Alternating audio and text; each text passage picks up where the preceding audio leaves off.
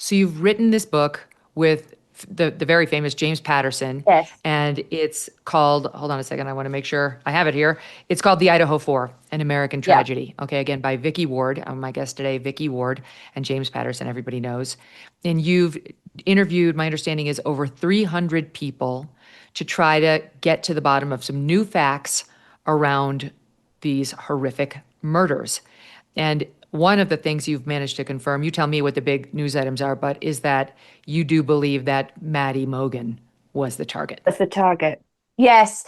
And, I went and traced Kohberger's footsteps and, the routes he drove that the police know about. And the only, there's only one place you could park behind the house where they all lived on King Road in Moscow. And when you park your car there at this cul-de-sac at the back, the house is no longer there.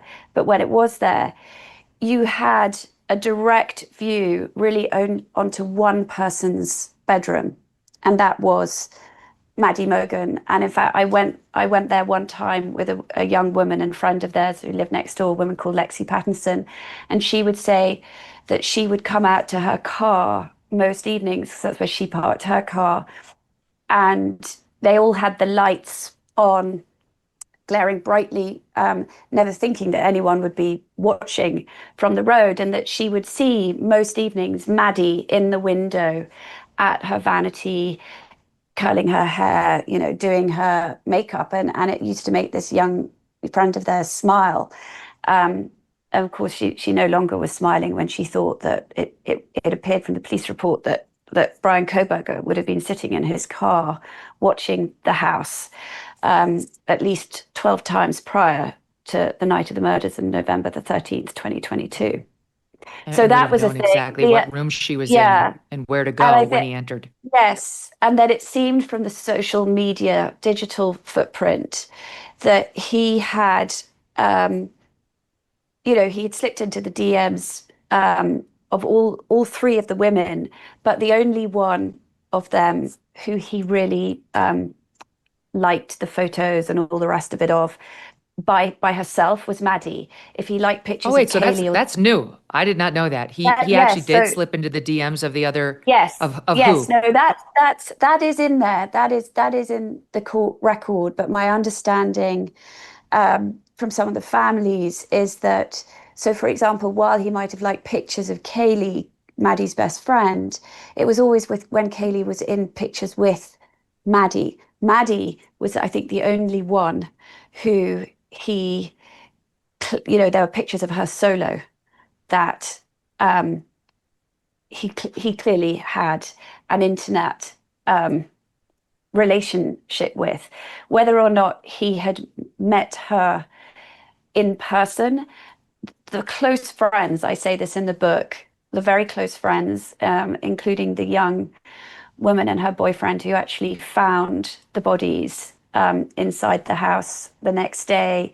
It's their belief, and obviously it's their best guess at this point. It's their belief, given that none of them recognized Kohberger, but they figured that he was a vegan, that Maddie had worked at this restaurant, the Mad Greek in Moscow, where they served a lot of vegan food.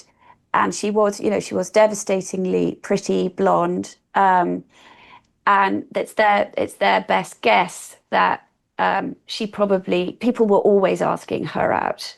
And she was always sort of flicking her hair and saying no. I mean, she had a serious boyfriend. But that is their best guess that that's what happened.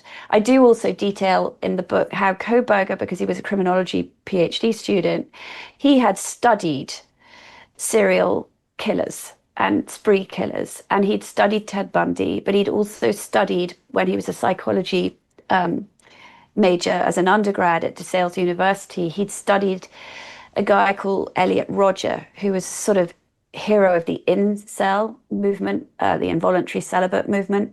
And Elliot Rodger had been a college student out in California, going between two college towns in the same way that Kohberger years later was going between Pullman and Washington State, where he was in college, and Moscow, which is where the University of Idaho is. These two college towns are just a 10-mile drive apart.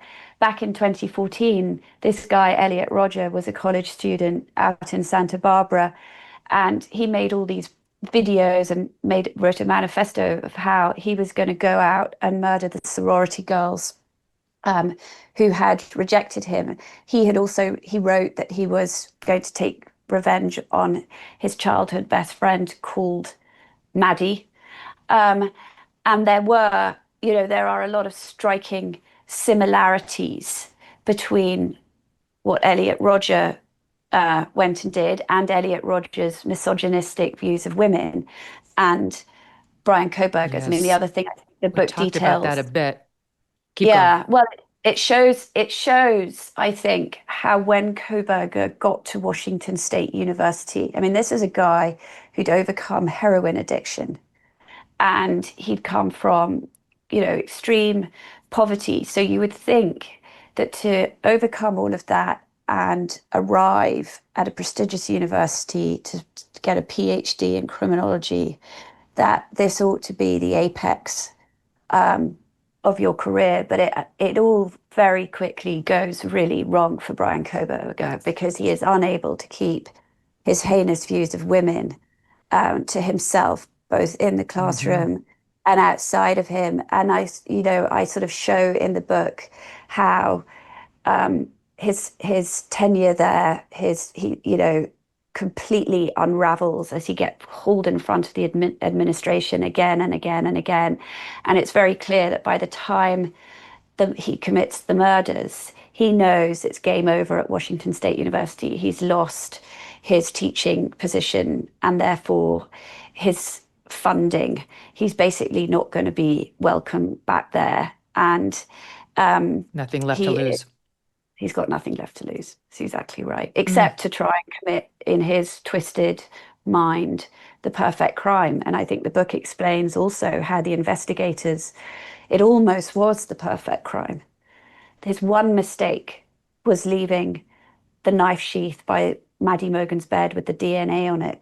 But you really can tell, well, the way I tell the tick-tock of the investigation, that the police really had nothing for weeks and weeks and weeks. They couldn't put the jigsaw puzzle together until the labs finally came back, and they were able to use this quite new technique called investigative genetic genealogy, where they're able to use these websites like 23andMe, and they can construct a family tree from the tiniest speck of DNA. And once they were able to do that, then all the other pieces, then they were able to match the car and find the driver's license, and then they were able to look at the security cameras. But amazing. it all hung. We've talked on the show before to Cece Moore, who's really the godmother of genetic genealogy, and she really was kind of saying, it's not possible to be a serial killer and get away with it in modern day America because of this, because one speck of touched DNA can be tracked down through these genetic genealogists they're only supposed to go through the public databases, but it came out in this case that they did go through the private ones. They did. And they nailed Kohberger's father as having some link to this speck of DNA. They could tell this was the father of the killer, basically, the hit that they found in their genetic genealogy. And then it was just a matter of time before they got Bryan Kohberger's actual cheek swab and said, no, this is actually the perfect match for the DNA that's on this knife sheath. She's like, it's not like it was during the 70s when you can have a Ted Bundy, or you can have a son of Sam, or you can have somebody, going weeks or months or longer with lots of DNA left on the scene, but just no way to pin it down unless you already had the perp in the system. It's different today.